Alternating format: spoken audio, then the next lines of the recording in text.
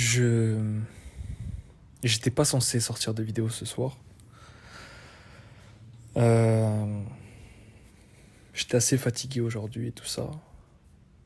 Mais je pensais à plein de choses. Dernièrement, je pense à pas mal de choses. Et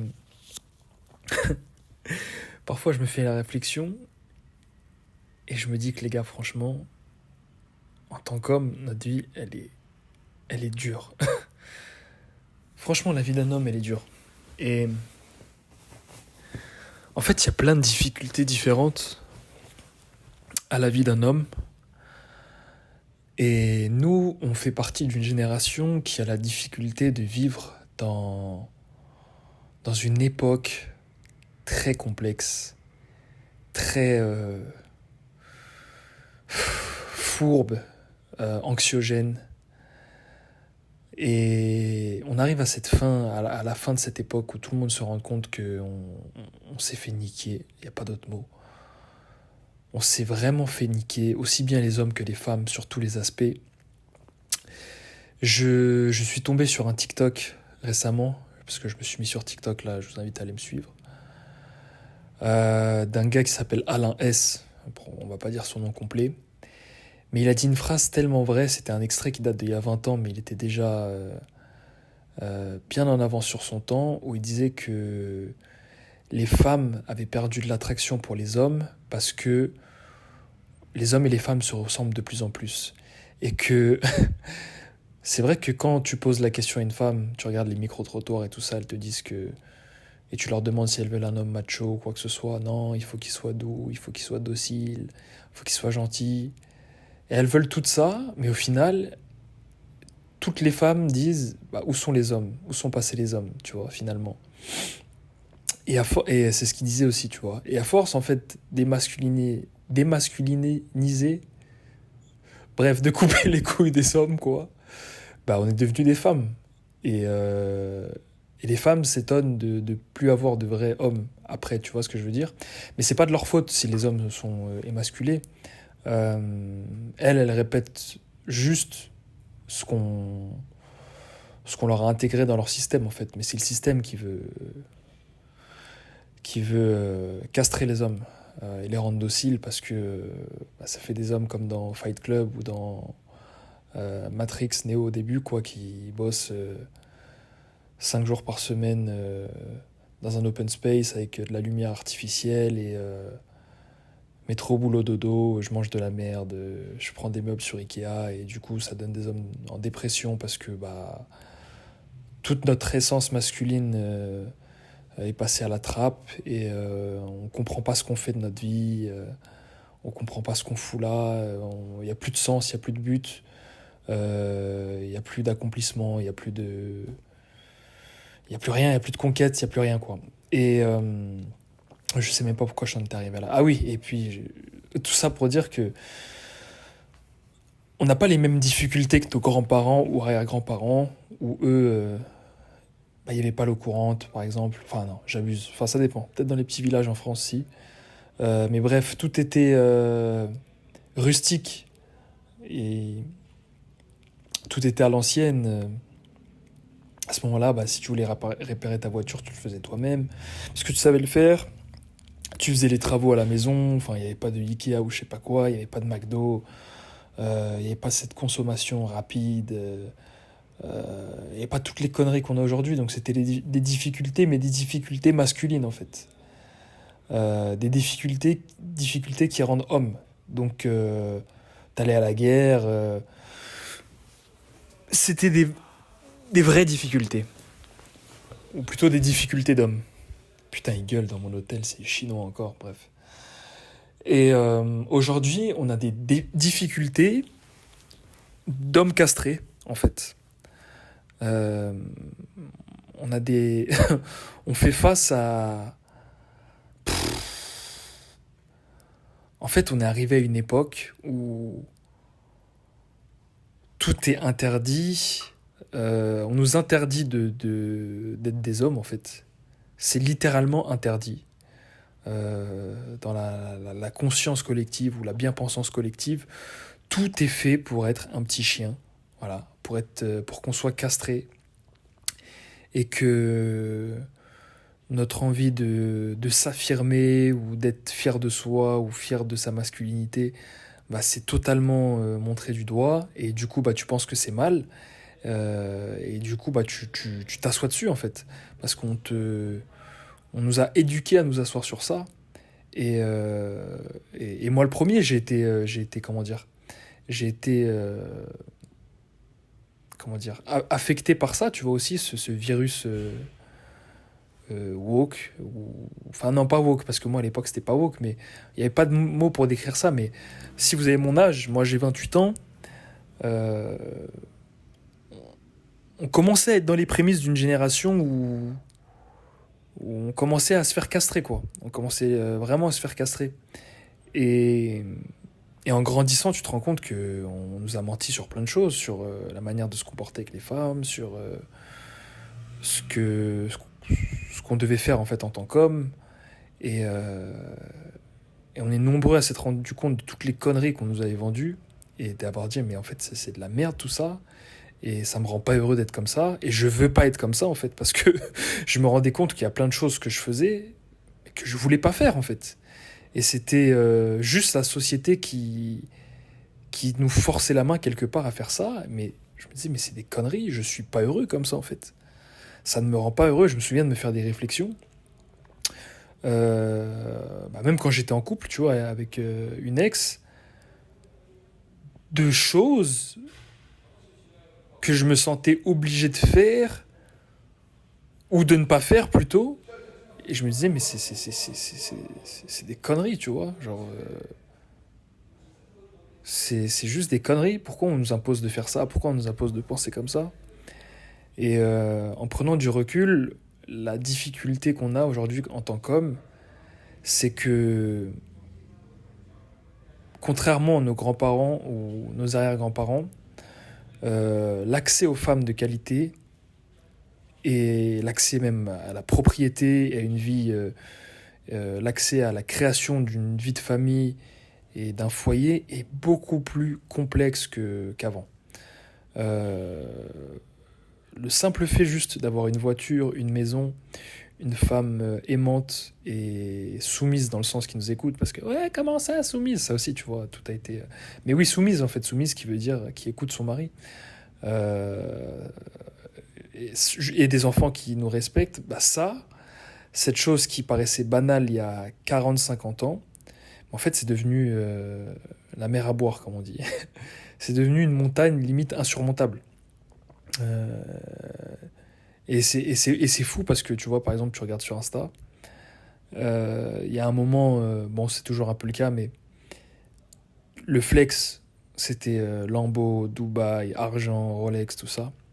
Et puis petit à petit, tout le monde s'est rendu compte que bon, c'est bien tout ça, mais c'est un peu superficiel. Et tu vois les montages maintenant, tu dis le vrai flex, c'est une maison à la campagne, une femme, des enfants heureux.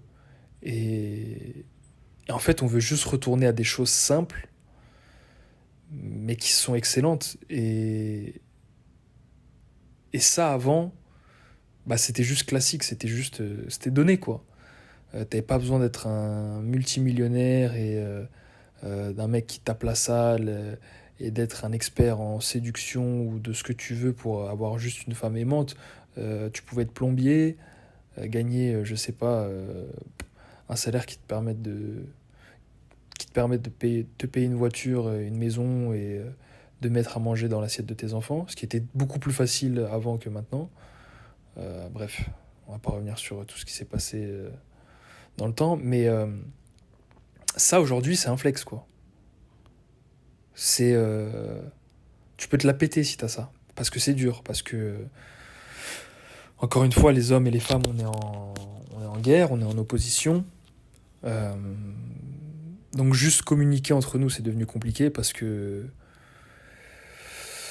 on a fait croire à un tas de choses aux deux sexes qui sont fausses.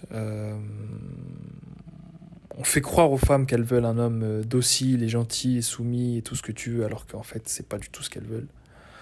Euh, Au fond d'elles, elles veulent un leader, ce qui est tout à fait normal. Et qui dit leader dit une forme de domination, forcément, parce que le leader prend les choix. Et, euh, et on suit le leader. Un leader, c'est quelqu'un qu'on suit, qu'on écoute, à qui on a confiance, à qui on fait confiance et qu'on suit. Et dans le couple, l'homme doit être le leader. Jamais de ma vie, ma femme me donnera un ordre. Ça ne peut pas fonctionner comme ça. Et en fait, un couple est voué à la perte. Il y aura toujours des exceptions, mais est voué à l'échec si c'est la femme qui prend le lead. Et Dieu sait que pour être un leader en tant qu'homme, il suffit pas d'avoir une paire de testicules. Encore une fois, je vous ai dit, on ne naît pas homme, on le devient. Et c'est pour ça qu'on est beaucoup à faire le travail pour se dire, ok, on nous a vendu de la merde, on nous a fait grandir comme des chèvres. Mode d'emploi, comment on fait pour devenir un homme. Et pour que l'homme soit un leader, il se doit d'être un homme sur qui on peut compter et d'être sûr de lui et de ses choix. Donc ça s'apprend. Mais par essence, l'homme est le dirigeant et le leader dans le couple. Et la femme est la protectrice. Enfin, non, protectrice dans le sens... l'homme et la femme sont protecteurs, mais pas de la même manière. L'homme protège le foyer, on va dire. Il protège dans le sens où il fournit, il provide, je sais pas si on peut dire ça comme ça. Et la femme, c'est la protection féminine, c'est-à-dire qu'elle apporte de la douceur en fait. Et, et du bien-être au foyer, de par sa douceur. Ça, c'est... Les gars, putain, mais franchement, on nous a tellement vendu de la merde. En fait, ça fait tellement chier qu'on ait mis les hommes et les femmes en concurrence parce que il n'y a rien de plus beau qu'un couple complémentaire et qui se comprend et qui se respecte dans le sens où chacun est à son poste. C'est pour ça que vraiment, avant de vous marier, les gars, le mariage, je le prends tellement pas à la légère parce que fonder une famille, pour moi, c'est tellement l'une des missions les plus importantes que tu as sur Terre. Mais vraiment, c'est trop important. C'est trop important. Et il y a des gens qui prennent ça trop à la légère. Genre, allez, ça y est, on a baisé, t'es enceinte, allez, c'est parti. Voilà, on va avoir des enfants et puis, advienne que pourra, on verra ce qui se passe. Non, mais ça se passe pas comme ça, en fait. Ça se passe vraiment pas comme ça. Il y a un enfant qui arrive, il faut prendre ça au sérieux. Ton enfant, c'est ton nom, en fait. C'est ton nom. On prend pas ça à la légère. L'enfant que tu vas avoir, tu dois l'éduquer, tu dois lui donner un maximum de valeurs, tu dois lui donner un maximum de principes et d'outils pour être une bonne personne dans la vie et savoir se débrouiller dans la vie et transmettre encore ce savoir et ces connaissances à ses petits-enfants. Enfin, je veux dire, pour moi, la famille, c'est important dans tous les sens du terme. Et qui dit famille dit femme et enfant, et ça se prend pas à la légère du tout pour moi. Et j'ai l'impression que la génération avant nous, ça commence à changer. Mais pour certains, tu vois, bah c'était années 80, 90, on fait des gosses et on verra ce qui se passe et tout. Enfin bref. Et là, la tendance commence à s'inverser. On commence vraiment à se rendre compte qu'on est arrivé au terme des conneries qu'on nous a vendues. Et là, il y a eu l'explosion avec tout ce qui était woke et tout ça, machin. Mais là, ça arrive vraiment à son terme. Et les gens ouvrent les yeux et se rendent compte que on a perdu toute structure. Et à force de mettre les hommes et les femmes en concurrence et de dire aux femmes qu'il fallait faire carrière, qu'il fallait... Enfin bref...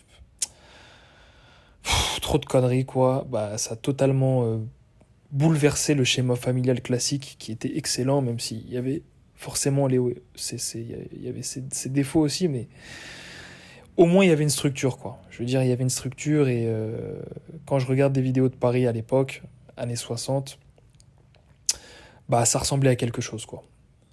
ne serait-ce que dans les manières. Je mélange un peu tout dans cette vidéo, mais là je suis sur mon lit et j'avais besoin de parler, donc je me fais un kiff en faisant cette vidéo.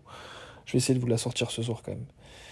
Mais je sais même pas comment je vais l'appeler, les gars. Mais j'avais vraiment envie de parler du fait qu'aujourd'hui, en tant qu'homme, pour accéder à cette simple chose qui était une femme aimante, respectueuse et loyale, et un foyer, une voiture, enfin une vie de famille, aujourd'hui, et ben c'est devenu tellement, la barre est tellement haute en fait pour accéder à ces choses, et c'est devenu beaucoup plus compliqué. Et si tu regardes mes vidéos, je pense que tu as pour but d'accéder à cette chose qui paraît tellement simple, mais qui a tellement de valeur finalement. Et je pense que tu te rends compte que c'est dur parce que on doit fournir des efforts considérables et on doit faire des choses dingues en fait pour se démarquer et montrer notre valeur en tant qu'homme. Monter et montrer notre valeur, tu vois.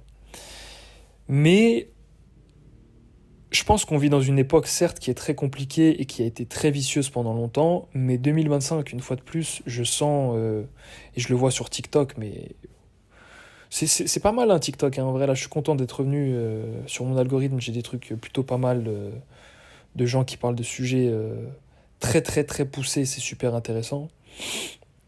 Il y a plein de vérités qui vont sortir en 2025, je sens qu'il y a plein de nouvelles personnes qui vont sortir du lot et se démarquer.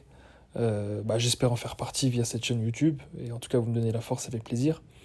Mais ne lâchez rien pour cette vie idéale qu'on est nombreux à avoir en tête. Euh, Dieu sait que je veux beaucoup d'enfants et que je veux créer vraiment une belle famille.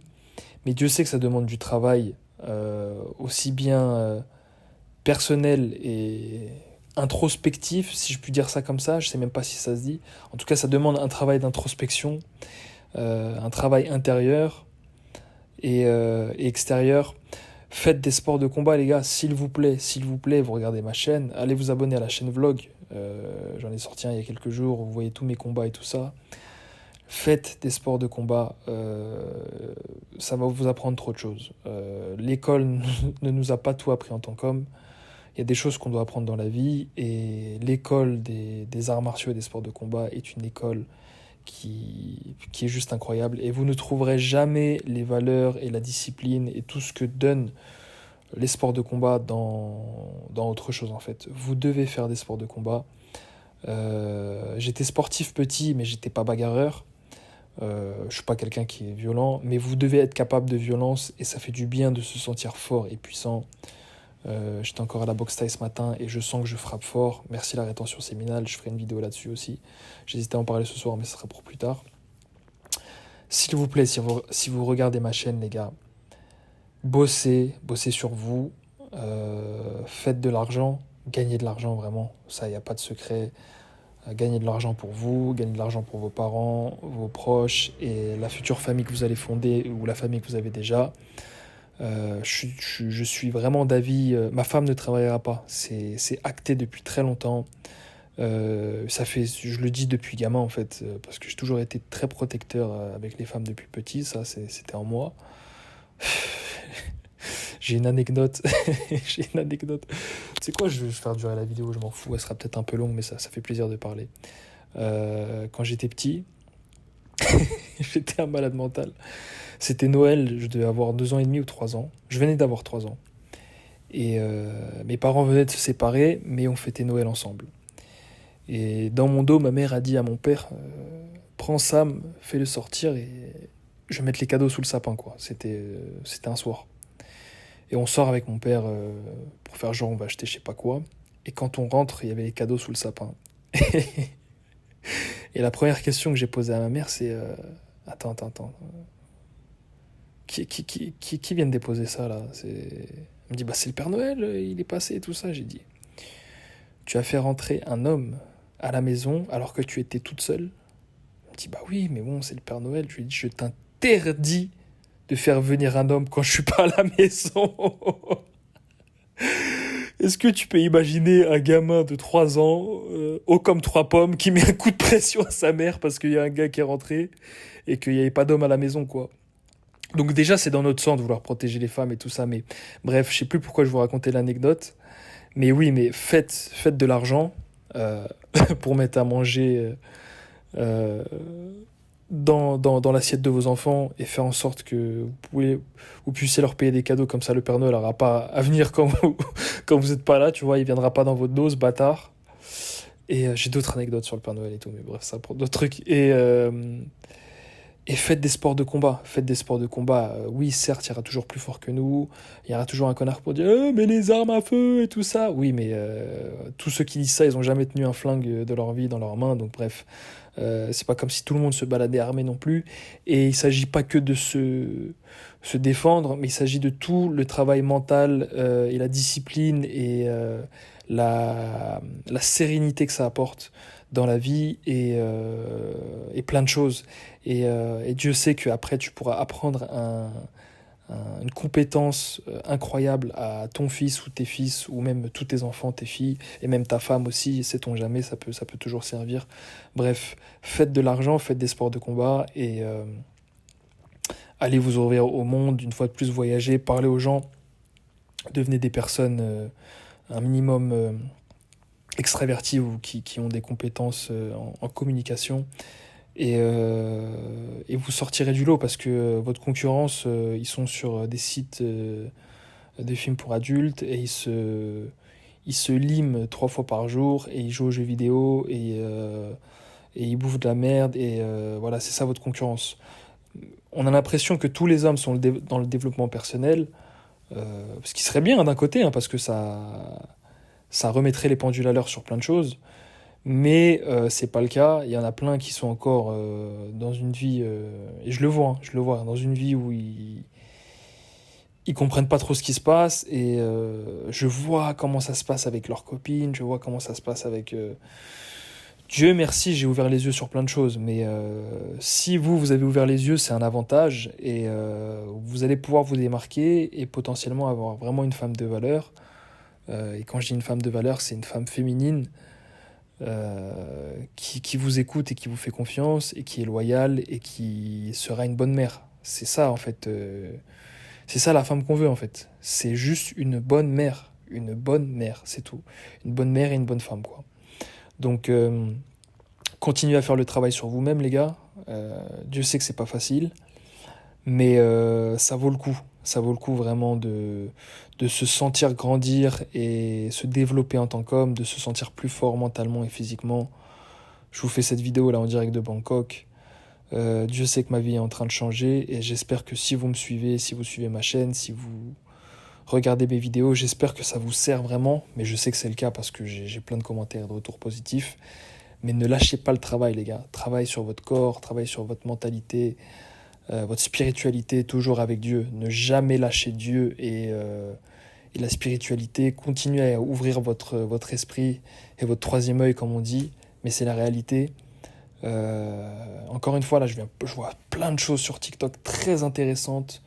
Et j'écoute sans jugement à chaque fois. C'est des nouvelles hypothèses qui s'ajoutent. C'est comme ça qu'on apprend. Et puis, voilà, faites le boulot, les gars. Faites juste le boulot, mais... la difficulté qu'on a en tant qu'homme est très bizarre et très vicieuse, mais les choses changent et il y a un tournant à prendre, vraiment, surtout sur cette année 2025, je le répète encore une fois, il y a un tournant à prendre, mais il faut juste ne pas lâcher et continuer à faire le travail. Je vais vous faire le montage de cette vidéo, là je vais mettre 2-3 vidéos d'illustration et je vais vous la sortir direct, ça fait plaisir comme ça. Prenez soin de vous, prenez soin de vos proches, que Dieu vous bénisse, force les gars, ne lâchez rien.